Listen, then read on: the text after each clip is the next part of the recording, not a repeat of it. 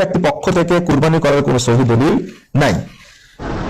মরা মানুষের নামে কুরবানি চলবে কিনা? যারা মারা গেছে তাদের নামে কুরবানির কোনো বিধান নেই,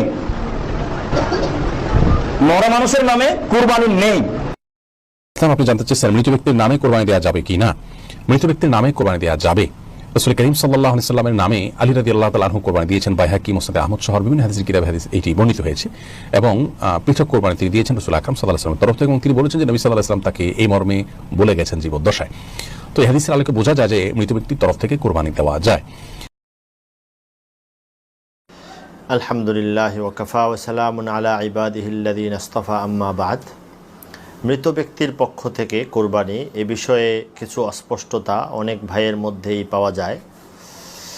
আসলে মৃত ব্যক্তির পক্ষ থেকে কোরবানির দুটি পদ্ধতি। একটি হলো মৃত ব্যক্তি যদি কোরবানি করার জন্য ওসিয়ত করে যান, বিশেষ